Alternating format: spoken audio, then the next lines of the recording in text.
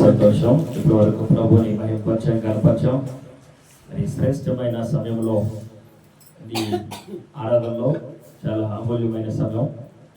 ఎందుకంటే మన విన్నపాలు ప్రభు సన్నిధిలో మనము తెలియజేశాం, ఆయన స్తుతించాం, ఆయన చేసిన కార్యాలకు మనం ఆయన స్తుతించాం, మహిమపరచాం. ఎన్నో ఆయన సన్నిధిలో మనము ఆయన కృతజ్ఞతగా నిలిచాం. అయితే ఈ సమయంలో ఆయన మనల్ని ఉద్దేశించి మనతో మాట్లాడే సమయం. దేవునికి స్తోత్రం కలుగాక. హల్లెలూయా, హల్లెలూయా. కొన్ని సంవత్సరాల ముందు ఎలిజబెత్ పుట్టేటప్పుడు అనుకుంటా, నాకు తెనాలి హాస్పిటల్, గవర్నమెంట్ హాస్పిటల్లో ఉన్నాం. మధ్యాహ్నం పూట రసం తీసుకురమ్మన్నారు అమ్మాయికి. రెండో రోజు ఏమో రసం తీసుకురావడానికి తెనాలి కూరగాయలు తీసుకొద్దామని వెళ్తే రైతు బజార్ ఎదురుగా ఒక హోటల్ ఉంది. ఆ హోటల్ దగ్గర తీసుకుందామని లోనికి వెళ్తా బోర్డు యాంగిల్ చూసే పైన ఒక మాట రాసి ఉంది. ఏమందంటే యెహోవా ఉత్తముడని రుచి చూసి తెలుసుకునే ఉంది. మంచి వాక్యం అనిపించింది నాకు. ఇంత గొప్ప సువార్త ప్రకటిస్తున్నారే అనిపించింది. మంచిది, సంతోషం. వారు హోటల్కి ఆ పైన హెడ్లైన్గా పెట్టుకున్నారు, మంచిది.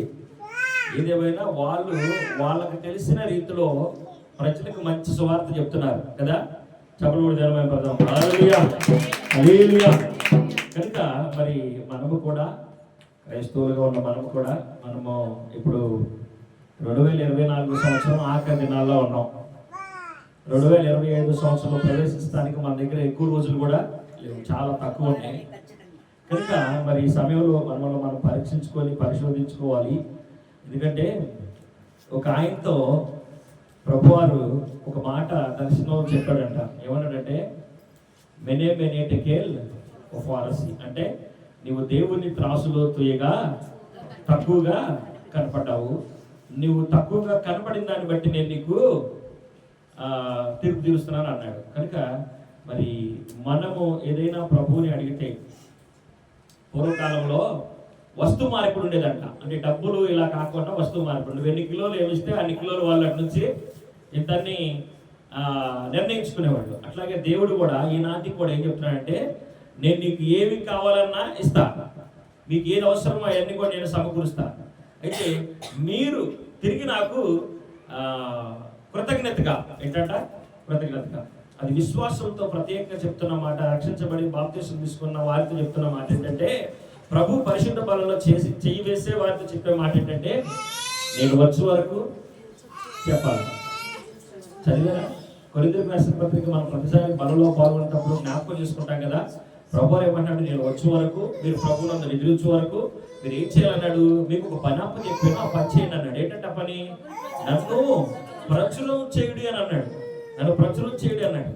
కనుక మరి బైబిల్ గ్రంథంలో చాలా మంది వారి జీవితాలు సామాన్యమైన ప్రజలే చాలా అద్భుతమైన సాక్ష్యాన్ని దేవుని చేత పొంది దేవుడే వారిని గురించి సాక్ష్యం చెప్పాడు. చాలా మంది భక్తులు సాదా సీదా మనుషులు, ఇంకా గొప్పగా చెప్పాలంటే వారు చాలా దీనులు, ఇంకా దరిద్రతలో ఉన్నవారు, అంటే ఆర్థికమైన స్తోమత లేని వారు కూడా దేవుడు అప్పచెప్పిన పనిని చాలా ఘనంగా చేసిన వాళ్ళు ఉన్నారు. ఉన్నారా లేదా? చెప్పలు దినమైపోతాం. హల్లెలూయా, హల్లెలూయా. లెక్కలో లేనివారు, ప్రజల దృష్టిలో అల్పులైన వారు కూడా దేవుని దృష్టిలో గనులుగా ఎంచబడ్డారు. కాబట్టి మనము మరి ఈ సంవత్సరం ఆఖరి దినాల్లో మనం ఉంటున్నాం కనుక ప్రభు మనతో కొద్ది వాక్యాన్ని మాట్లాడాలని రాత్రికాల సమయంలో నాకు ఇచ్చిన తలాంతును బట్టి, నాకు ఇచ్చిన ప్రేరేపణను బట్టి నేను మిమ్మల్ని బలపరచాలని మరి ప్రభు చేత బలపరచబడి మీ ముందుకు వచ్చాను. ఇక ప్రతి ఒక్కరు కూడా శ్రద్ధగా దేవుని వాక్యాన్ని వినాలని ప్రభుపేట మనం చేస్తూ దేవుని వాక్యం చదువుకుందాం. కీర్తనల గ్రంథము 34వ అధ్యాయము వచన భాగము 8 చదువుకుందాం. కీర్తనల గ్రంథము 34 వచన భాగం 8. ఏంటంట?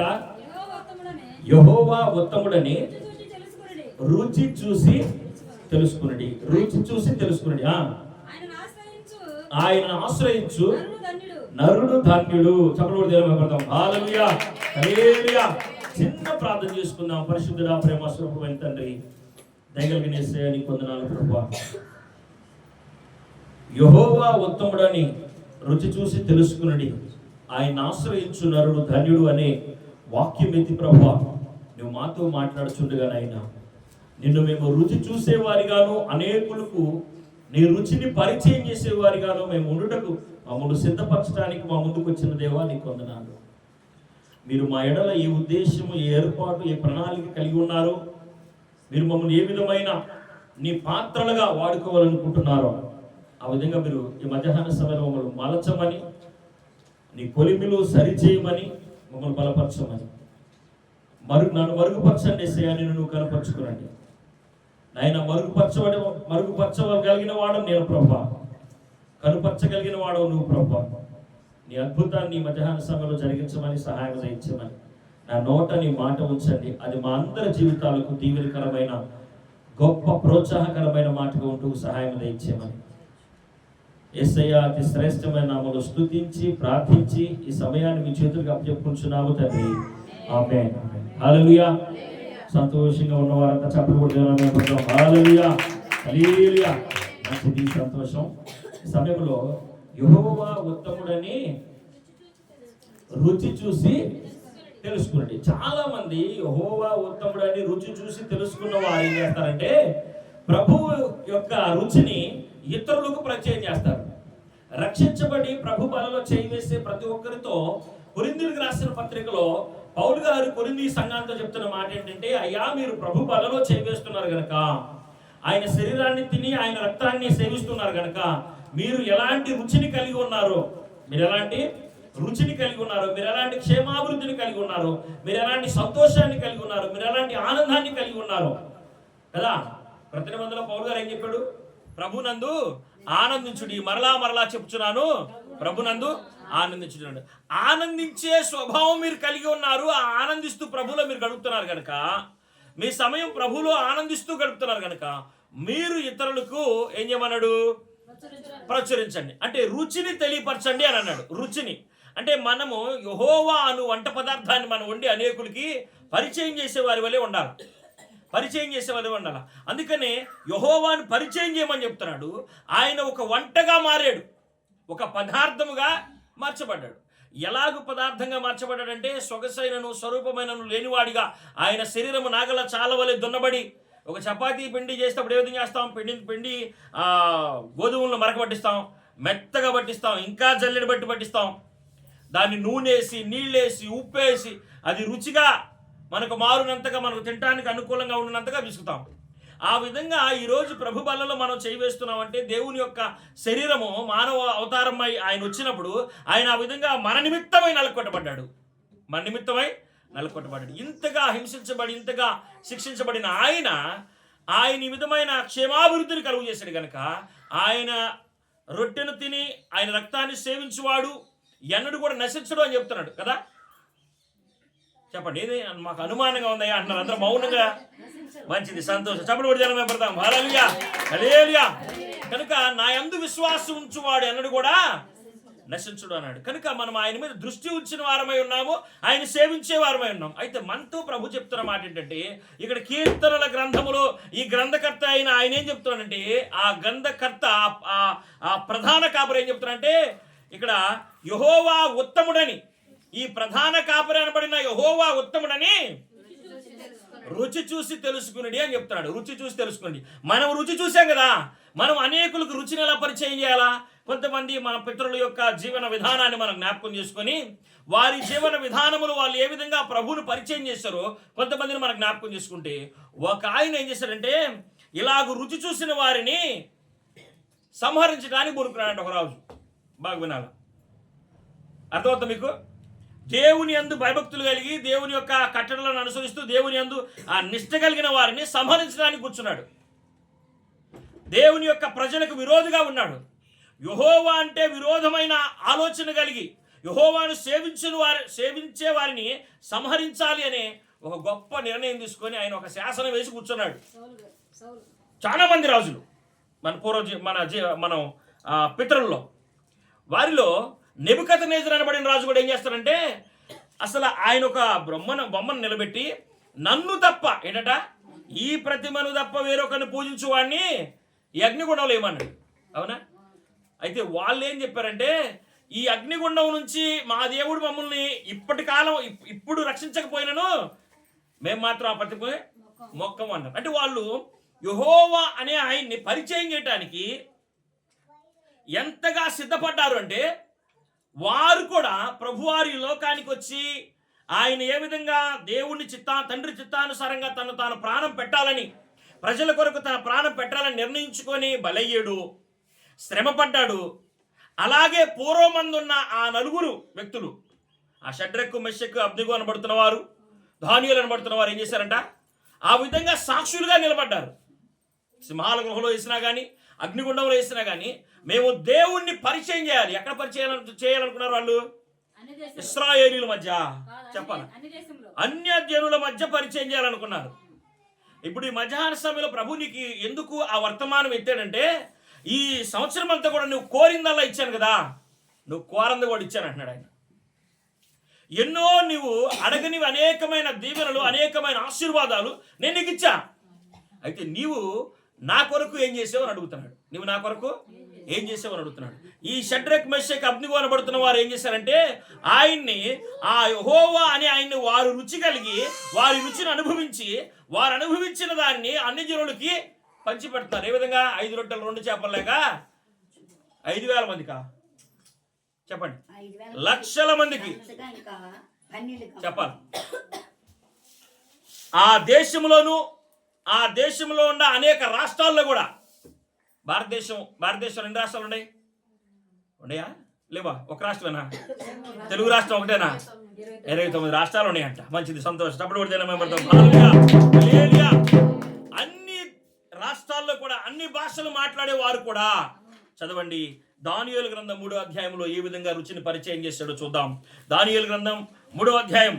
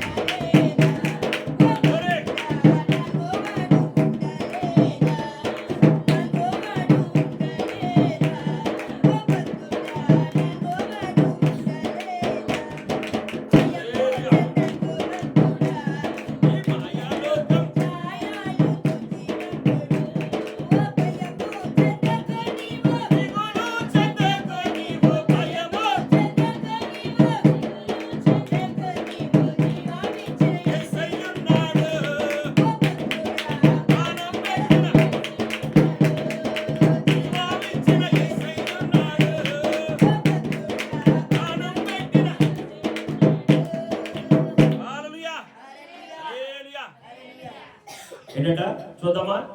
వారు ఏ విధంగా ప్రభువుని పరిచయం చేశారు. ఎక్కడంట? అన్ని జనుల మధ్య, అన్ని దేశంలో ఉండి, బానిసలుగా ఉన్నారా లేరా? వారి మధ్యలో స్వతంత్రులుగా ఉన్నారు వీరు? కాదు, బానిసలుగా ఉన్నారు. అయినప్పటికీ కూడా వారి ప్రయత్నం ఎక్కడా కూడా మరి విరమించుకోలే. వారు ఏ రుచినైతే కలిగి ఉన్నారో, ఏ ప్రభు దర్శనాన్ని అయితే కలిగి ఉన్నారో, ఏ వాగ్దానాన్ని అయితే కలిగి ఉన్నారో, వారి పితరులు ఏ వాగ్దానాన్ని అయితే కలిగి ఉన్నారో, దేవుని నిబంధనను ఏ విధంగా అయితే వారి పితరులు పొందుకొని ఉన్నారో, ఆ నిబంధనను వారు గైకొన్న వారై ఆ నిబంధనను అన్ని జనులకు పరిచయం చేస్తున్నారు. చూడండి, ఆ 3వ అధ్యాయం 28వ వచ్చిన భాగం చదువుకుందాం. నెబుకద్నెజరు, షడ్రకు మెషకు అబేద్నెగో వీరి దేవుడు పూజార్హుడు, ఆయన తన దూతను పంపి తనను ఆశ్రయించిన దాసులను రక్షించెను. వారు తమ దేవునికి చూడండి, కరెక్ట్ చదవండి. వారు తమ దేవునికి గాక మరి ఏ దేవునికి నమస్కరింపకయు ఏ దేవుని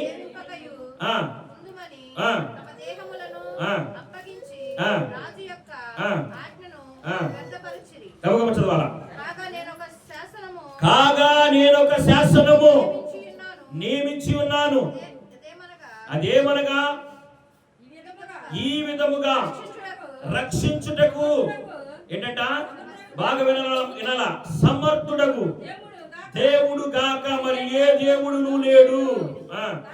కాగా ఏ జనములో గాని రాష్ట్రములో గాని, వినండి వినపడిందా మీకు? ఏ జనములో గాని, ఏ రాష్ట్రములో గాని, ఏ భాష మాట్లాడు వారిలో గాని షడ్రకు మెషకు అబేద్నెగో అనబడుతున్న వారి దేవుని ఎవరు దూషించునో వాడు తుత్తినీలుగా. ఈ షడ్రకు మెషకు అబేద్నెగో అనబడుతున్న వారి దేవుడే పూజారుడు. ఏంటంట? వారి దేవుడే పూజారుడు. ఇది కదా పరిచయం అంటే? ఇదేనా?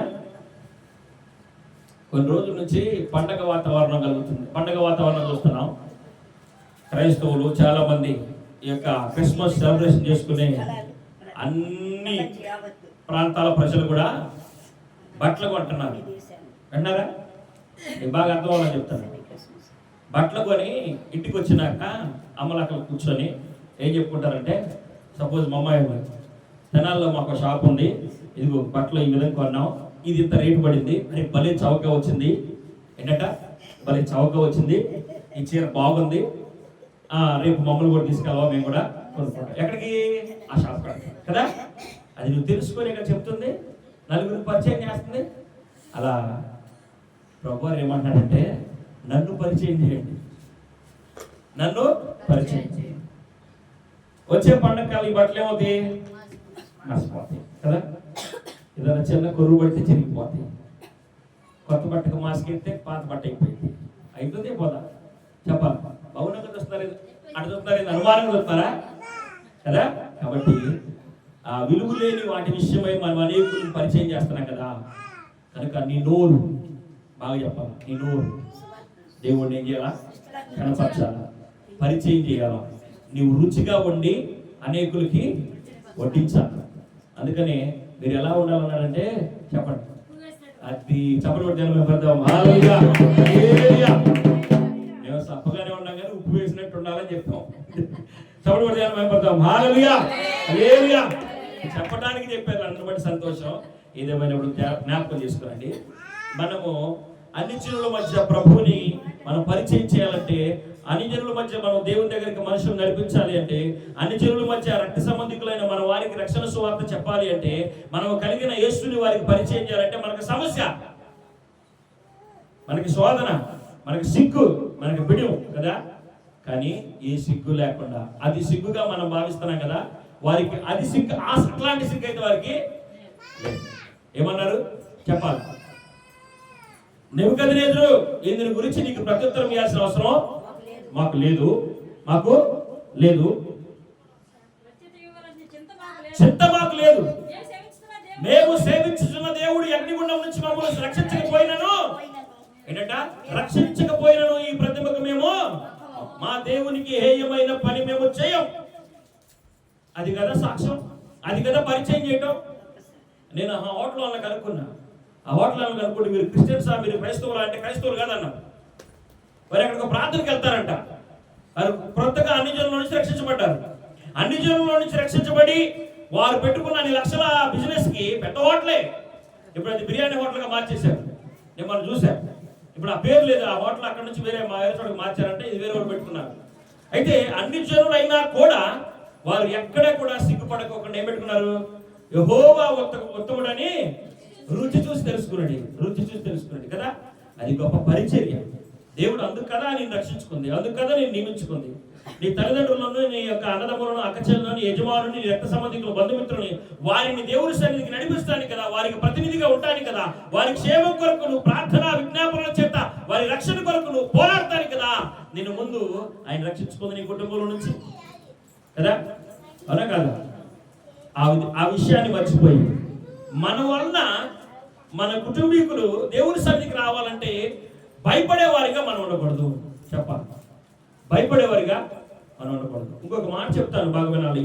ఈ షడ్రక్ మెషక్ అబ్దెగో అనబడుతున్న వారు భలే పరిచయం చేశారు. ఊహ కందనంత గొప్ప విశ్వాసాన్ని వారు పరిచయం చేశారు. వారి జీవితంలో అన్య దేశంలోనే, అన్య దేశపు రాజు సైతమే అనేక పర్యాయముల యొక్క ఇశ్రాయేలు దండయాత్ర చేయడానికి, ఇశ్రాయేలు చులకనగా చూడటానికి చూసిన ఈ రాజు నెబుకద్నెజరు అనే వ్యక్తి, ఈ గొప్ప రాజు ఏ దేవుణ్ణి పూజించకూడదు, షడ్రక్ మెషక్ అబ్దెనగో కనబడుతున్న దేవుణ్ణి ఆయన మాత్రమే పూజార్హుడు. ఏ భాషలో మాట్లాడు వారిలోనైనా కానీ, ఏ రాష్ట్రంలోనైనా కానీ వారి దేవుణ్ణే ప్రజలందరూ సేవించాలి అని శాసనాన్ని ఆయన రాయించాడు. అంత గొప్ప విశ్వాసాన్ని వారు ప్రదర్శించారు. నీ విశ్వాసం నీ ఇల్లు దాటి బయటికి, నీలో నుంచి అసలు బయటికి రాట్లా. వారి విశ్వాసం ఏ దేశం? ఆ దేశం ఏ దేశం? నెబుకద్నెజరు పరిపాలించిన దేశం బబులోను దేశం. వారి విశ్వాసం బబులోను దేశాన్ని తలకిందులు చేసేసిందంట. బబులోను దేశాన్ని తలకిందులు చేసింది.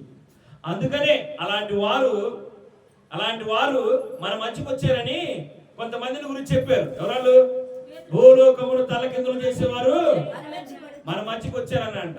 విషయం ఏంటంటే వారేమి మంచి విద్యావేత్తలేం కాదు. చెప్పండి, విద్యావేత్తల?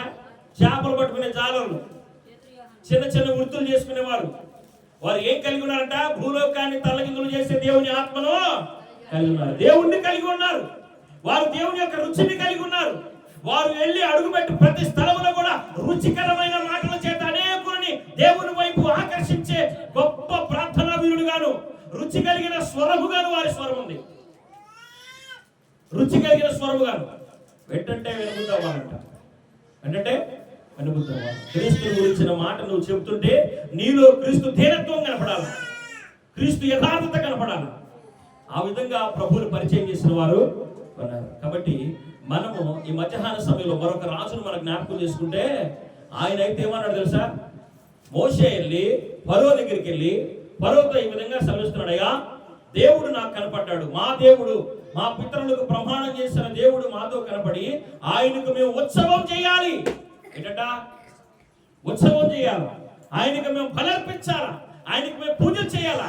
కనుక మమ్మల్ని అందరినీ, మా యొక్క తెగవారిని, మా యొక్క జాతి వారిని, ఇశ్రాయేలు సంతతి వారిని, హెబ్రీ అనబడుతున్న వారిని మేము వీరందరూ తీసుకొని నేను వెళ్ళాలి, అందుకు దేవుడు నన్ను పంపాడు అని చెప్పాడు.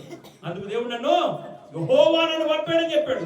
చూడండి, నిర్గమాకాండం 5వ అధ్యాయంలో, నిర్గమాకాండం 5వ అధ్యాయం 2వ వచనం చదువుకుందాం.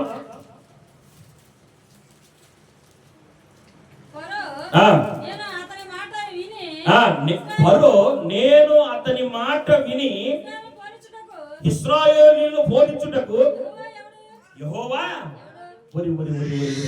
వీడికి ఎంత కండ కావరమో చెప్పండి, అవునా? వీడికి ఎంత అహంభావం, వీడికి ఎంత కండ కావరమో.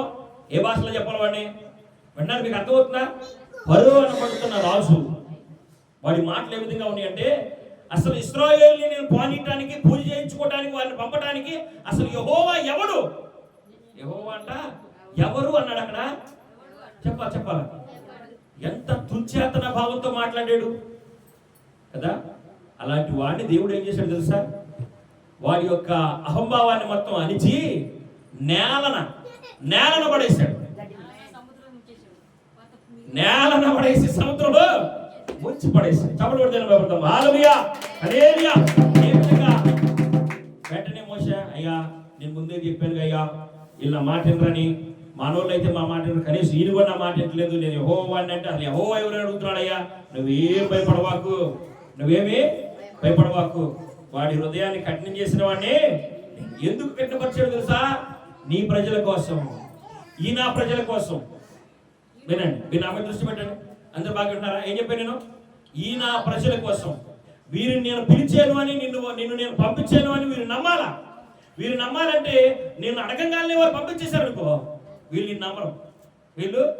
ఎందుకంటే దేవుడు హృదయ రహస్యాలు ఎరిగినవాడు, అంతరంగ స్వభావాన్ని ఎరిగినవాడు, రేపు నీకు వచ్చే తలాంతు కూడా ఎరిగినవాడు.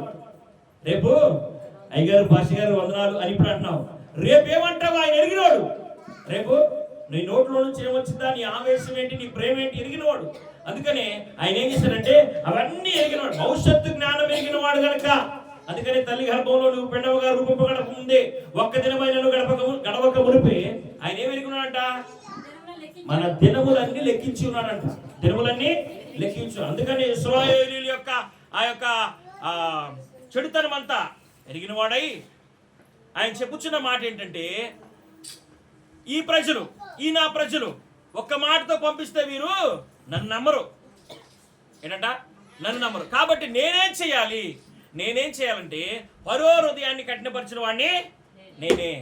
ఈ ఫరో మధ్య, ఈ అన్ని జనులని, నా ప్రజల్ని ఎంతో మందిని హింసించి ఇప్పటి వరకు వారిని బానిసలుగా చేసుకుని వారిని చాలా హింసలు పెట్టినందుకు గాను నా యొక్క ప్రభావం ఏంటంట, నా యొక్క ప్రభావం వారికి తెలియాలి, నా ప్రజలకు తెలియాలని ఆయన అనేక పర్యాయములు కఠినపరుచుకుంటూ వచ్చాడు. ఎంతవరకు తెలుసా? చివరిగా యెహోవా ఎవడు అన్న ఆ వ్యక్తి, ఫరో యొక్క సైన్యము, లేకపోతే వారి పెద్దలు, వారి ఆ యొక్క మంత్రులు, వాళ్ళందరూ కూడా వచ్చి కాళ్ళ మీద పడి వినండి, దండాలు పెట్టి, నీవు నీ ప్రజలు మీ ముఖం నాకు చూపించొద్దు. విన్నారా? నీ ముఖం మాకు చూపించొద్దు, అర్జెంటుగా వెళ్ళిపోయి మీ దేవుణ్ణి మీరు పూజ చేసుకోండి. అప్పుడు దాకా షరతులు పెట్టాడు, పంపిస్తాను కానీ ఏం చేయమన్నాడు? కొద్ది దూరం పోయి, ఎక్కువ దూరం పోవద్దు, ఈ దేశంలోనే పూజ చేసుకోండి, ఈ దేశంలోనే ఉత్సవం చేసుకోండి, ఆడవాళ్ళ వరకు వెళ్ళండి, మగవాళ్ళు వెళ్ళొద్దు, ఇలా ఈ విధమైన షరతులు పెట్టిన ఆయన చివరికి ఏమన్నాడు? మిమ్మల్ని ఎక్కడికి రమ్మన్నాడు అక్కడికి వెళ్ళిపోండి. మీరు ఎక్కడికి రమ్మన్నారు అక్కడికి వెళ్ళిపోండి, ఎందుకంటే మీరు అసలు అర్జెంటుగా నా దేశాన్ని విడిచిపెట్టి వెళ్ళిపోండి.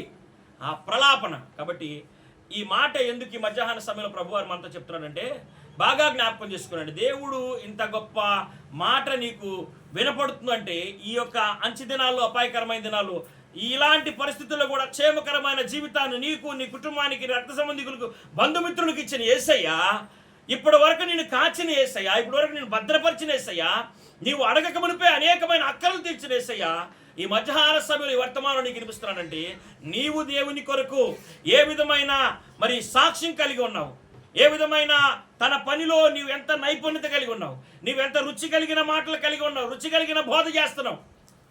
వింటారా? యెహోవా ఉత్తముడని రుచి చూసి తెలుసుకోమన్నాడు. నేను రుచి చూశాను కానయ్యా, నేను ఇతరులకు పెడతానికి నేను వండిన వంట వాసన కనీసం నాకు ఏది ఆడుతుందంట, నా వంటగద్ద ఆడతలా,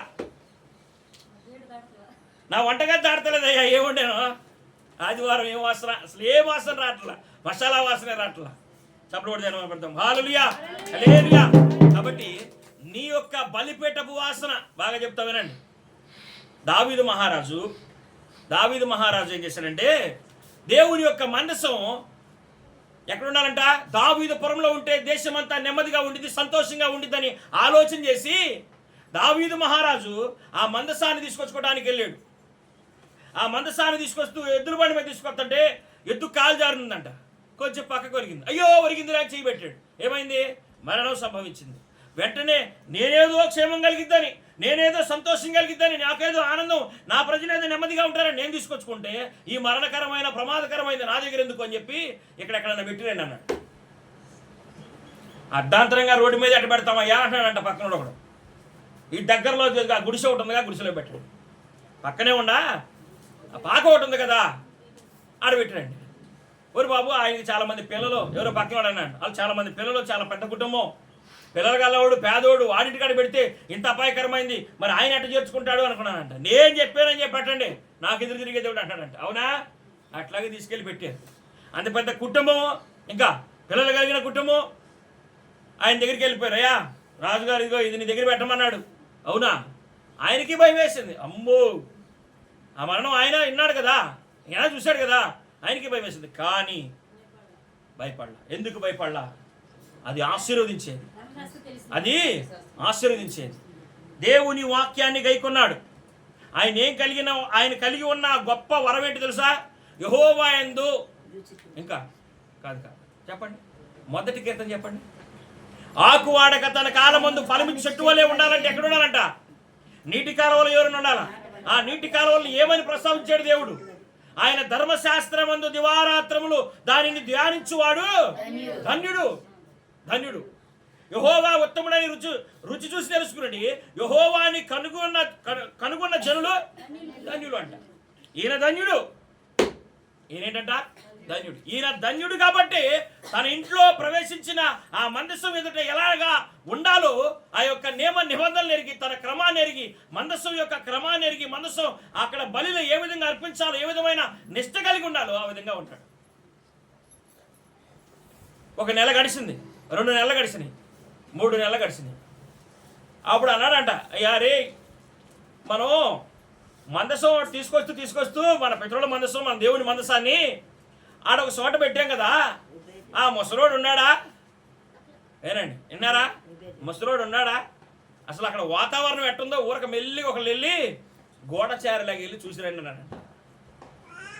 గోడచారలాగా వెళ్ళి చూసిరమ్మంటే గోడచారలాగా పోయినోడికి పెద్ద బంగళా కనపడుతుంది. చెప్పండి, పెద్ద మేడ కనపడుతుంది. ఏందిరా గుడిసె మేడ అయింది అనుకుంటున్నారు. చప్పలు కొడితే హల్లెలూయా హల్లెలూయా.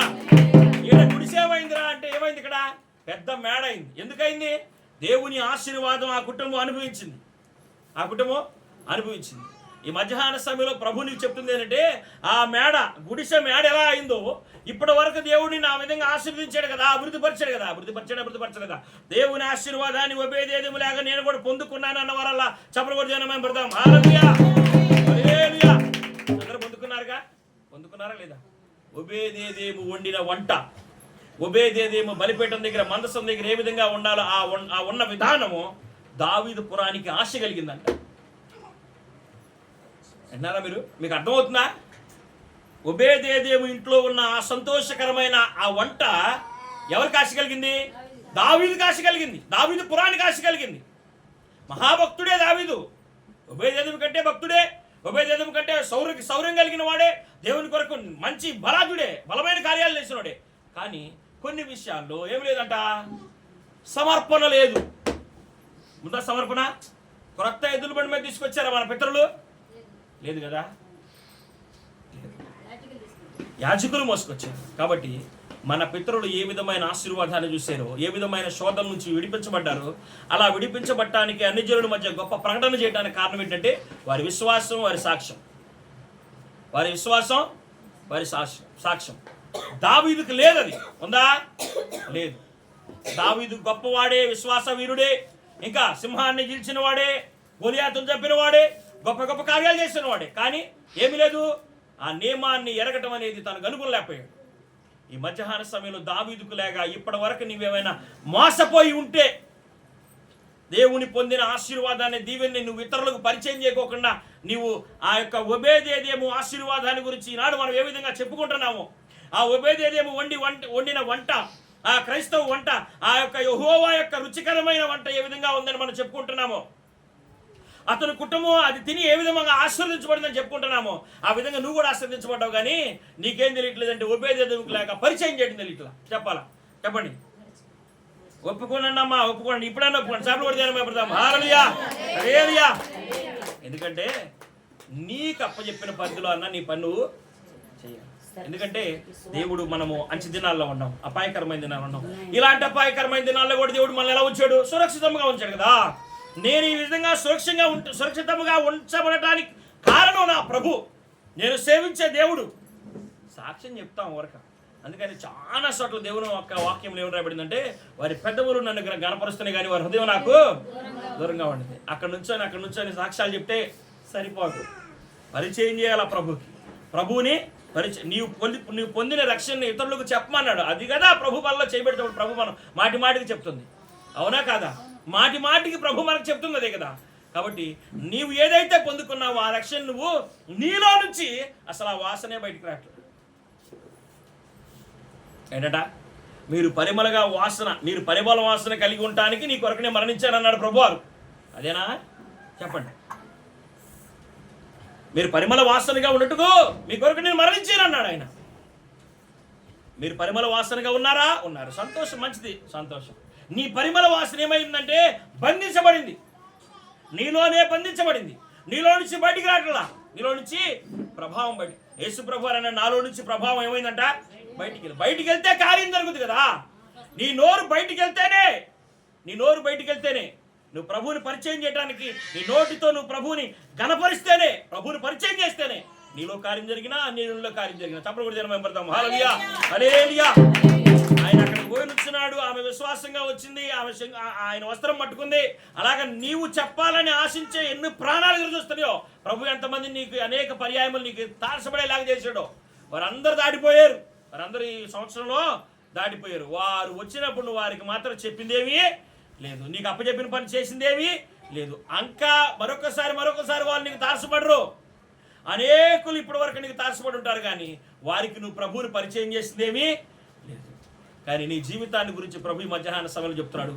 ఏ కష్టము నీకు రానికోకుండా ఉబేదేవుని కాపాడినట్లుగా ఇప్పటి వరకు నిన్ను అపాయకరమైన దినాల్లో కూడా, ఇంకా విపత్తుకరమైన దినాల్లో కూడా క్షేమకరమైన జీవితాన్ని నీకు నీ కుటుంబానికి ఇచ్చాను కదా, నీవు నా కోసం ఏం పని చేసావు అంటున్నాడు. ఈ షడ్రక్ మేషక్ అబేద్నెగో అనబడుతున్న వారు అన్యజనుల దేశంలో ఉండి కూడా దేవుని కొరకు మహా వీరులుగా విజృంభించారు, గొప్ప స్వార్థను ప్రకటించారు. వాళ్ళు వారి సాక్ష్యం ఎంత గొప్పగా ఉంది, వారి సాక్ష్యం ఎంత గొప్పగా ఉంది. ఈ మధ్యాహ్న సమయంలో అన్యజనుల నుంచి మనం వచ్చాం, క్రైస్తవుల్లో ఉన్నవారు మనం ఉన్నాం, కానీ నీవు పరిమళ వాసనగా ఉండుటకు నీ కోసం ప్రాణం పెట్టిన యేసయ్యను గురించిన వర్తమానం ఎంతవరకు నువ్వు బయటికి తీసుకెళ్తున్నావు? ఎంతవరకు అన్యజనుల కొరకు ప్రార్థన చేస్తున్నావు? ఎంతవరకు? నీ ఇల్లు దాటి వెళ్ళే పరిస్థితుల్లో నువ్వు లేవు. ఇల్లు దాటి వెళ్ళే పరిస్థితుల్లో నీ ప్రార్థన, నీ విశ్వాసం, నీ రక్షణ అనుభవం, నీవు ఏ రుచిని కలిగి ఉన్నావు ఆ రుచిని పరిచయం చేసే స్థితిలో నువ్వు లేవు. అందుకని ప్రభువారు ఎందుకు చెప్పాడంటే, మరలా యేసు ప్రభువారు తన నోటితో చెప్పిన మాట శరీరధారిగా ఉండగా మీరు ఎలా ఉండాలన్నాడు? ఉప్పు లేకుండా ఉండాలన్నాడు. మీరు వెలుగుచూ ఉండాలన్నాడు. ఎందుకు వెలుగుచూ ఉండమన్నాడు? నీవు వెలుగుచూ నీ ఇంటికి దీపంగా ఉండాలి. రెండోది, ఇతరులను వెలిగించే వ్యక్తిగా ఉండాలి. నా మాట నేను రాశానా? చెప్పండి. నా మాట కాదు కదా, అది యోహాను మాట, యేసుప్రభువారి మాట. యేసుప్రభువారి మాట కనుక ఆ మాటను గైకుంటే గొప్ప ఆశీర్వాదం. ఆయన అక్కడికి వచ్చాడు, ఆమె వచ్చింది, ఆ ప్రభావం ఆయనలో నుంచి ప్రభావం ఆశ కలిగిన వారి మీదకి వెళ్ళిపోయింది. నీలో నుంచి ప్రభావం, నీలో నుంచి మాట, నీలో నుంచి ఆ శబ్దం ఆశ కలిగిన వారి దగ్గరికి వెళ్తే ఎంత గొప్ప ఆశీర్వాదాన్ని చూడగలం, వెళ్తే ఎంత గొప్ప దీవెను చూడగలం. నీకు ఇంత గొప్ప అవకాశం ఇస్తే అవకాశాన్ని మనం ఏం చేస్తున్నామంట? నిష్ప్రయోజనం చేసుకుంటున్నాం. మనకి ఎన్నో సమయాల్లో ఎంతో ప్రభువుని గురించి, ఎంతో కష్టాల్లో ఉన్నవారు, శ్రమల్లో ఉన్నవారు, బాధల్లో ఉన్నవారు మనకు తారసపడి ఉంటారు. కానీ వారికి మనం అనేకమైన హాస్పిటల్ పేర్లు చెప్పుకుంటాం, అనేక మంత్రాల పేర్లు చెప్పుకుంటాం. చెప్పారా? అనేక చోట్లకి వెళ్ళండి ఇలాంటి చెప్పుకుంటాం. కానీ దేవుని కోసం 4 రోజులు ఉపవాసం ఉండి ప్రార్థన చేసుకోనండి, ప్రార్థనకు రండి. మేము కూడా 4 రోజులు ఉపవాసం ఉంటాం నీ కోసం, నీ కార్యం జరిగిందని చెప్పిన వాళ్ళు ఎవరు ఉన్నారు మీలో? ఉంటే ఒకసారి చెప్పలు కూడా తినమని పడతాం. హల్లెలూయా. మంచిది, సంతోషం. ఒకళ్ళైనా ఇద్దరైనా మంచిది. ఏదేమైనా సంతోషం. అయితే ఈ మధ్యాహ్న సమయంలో ప్రభు చెప్తున్నాడు, ఆఖరి దినాల్లో 2024 సంవత్సరం ఆఖరి దినాల్లో ఉన్నాం కనుక దేవుని కోసం నువ్వు ఎంతగా నిలబడ్డావు అది జ్ఞాపకం చేసుకున్నట్లయితే దేవుడు ఏమన్నాడంటే, మెనే టెకేల్ ఉపవాస్ అన్ని గురించి నేను అనకూడదు, నేను ప్రేమిస్తున్నాను అంటాడు. అని నిన్ను గురించి నేను అనకూడదు అంటాడు. ఫరోను గురించి భయపడ్డాడా లేదా? ఫరోను చూసి భయపడి పారిపోయిన ఆయన ఫరో ముందుకు వచ్చాడు, దేవుని అభిషేకాన్ని పొంది అక్కడ నిలబడి చెప్తున్నాడు, మా దేవుడు మాకు దేవునికి ఉత్సవం చేయడం కొరకు నా ప్రజలందరిని తీసుకొని నేను రమ్మన్నాడు. ఎవరైనా? యెహోవా ఎవడు? ఆయన మాటని నేను పంపటానికి అని అన్నాడా లేదా? అన్నవాడిని 9 సార్లు నేల ఇసిరి కొట్టాడా? ఇసిరి కొట్టాడు. 10వ తీసుకెళ్లి నేలలో ముంచాడు. ఏడ ముంచాడు? చెప్పండి. ఎర్ర సముద్రంలో ముంచాడట. మళ్ళీ అలింగా అట్లేదు, 2 సముద్రంలో ముంచిపడే. ఇప్పుడు సజీవ సాక్ష్యాలు వారి రథాలు ఇంకా బంగారం రథాలు చక్రాలు అట్టగొని అంట. కాబట్టి ఎవరైతే నీకు దేవునికి విరోధులుగా ఉంటారో అలాంటి వారిని నీకు దాసులుగా చేస్తాడు దేవుడు. ఎవరైతే నీ విశ్వాసానికి విరోధంగా, ఈ విశ్వాసానికి ఆటంగా ఉన్నారో వారినే నీకు వాహనంగా చేస్తాడు దేవుడు. చప్పలు కూడా జన్మ పెడతాం. హల్లెలూయా. అవునయ్యా అన్నవాళ్ళు అసలు ఎవరు లేరయ్యా.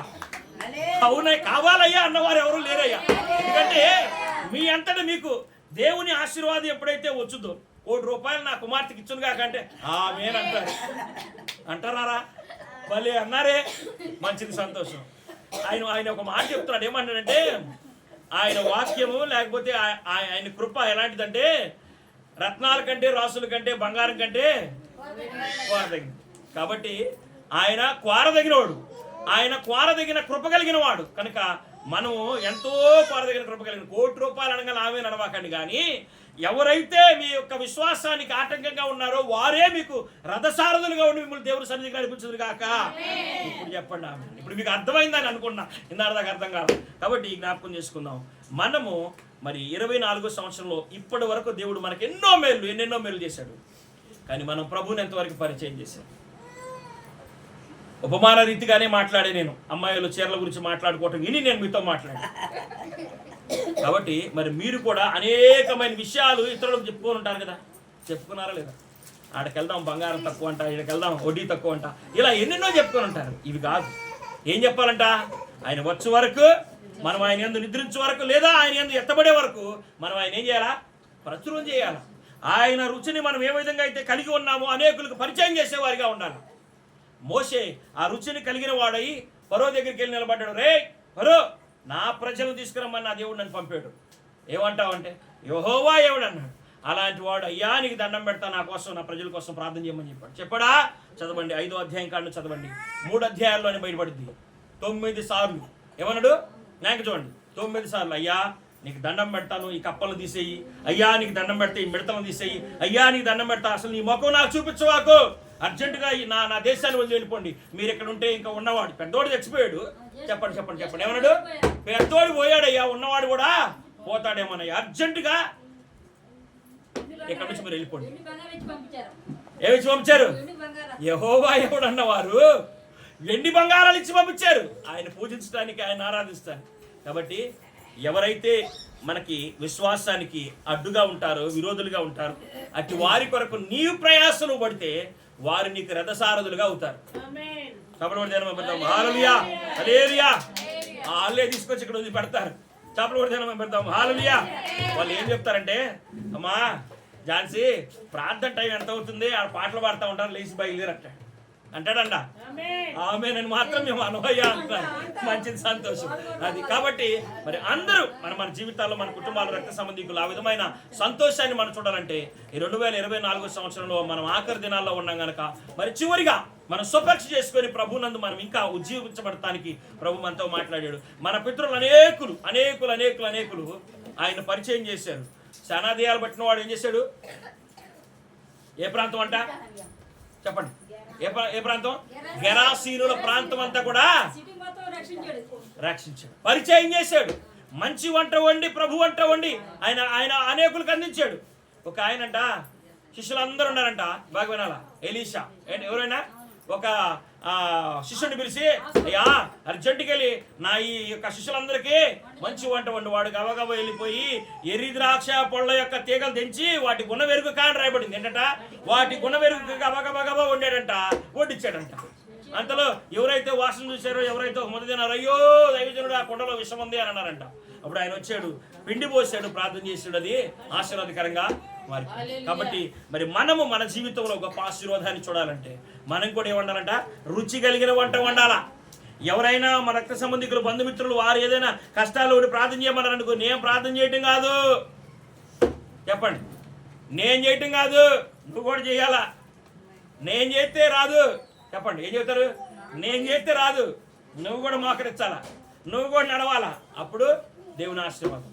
అలా చెప్పేవారిగా ప్రభు మిమ్మల్ని బలపరచును గాక, అలా ప్రచురం చేసేవారిగా మిమ్మల్ని అందరిని లేవనెత్తును గాక. సువార్త ప్రకటించు వారి పాదములు పర్వతముల మీద సుందరం. అబ్బా అబ్బా అబ్బా, ఎంత మాట! మీ పాదములు సుందరములగును గాక. హల్లెలూయా హల్లెలూయా. దేవుడు మన వినికిడిలో ఈ మాటలు దీవించి ఆశీర్వదించును గాక. ఆమేన్. తల వంచని ప్రార్థన చేసుకుందాం. కొద్ది నిమిషాలు ప్రార్థన చేసుకుందాం.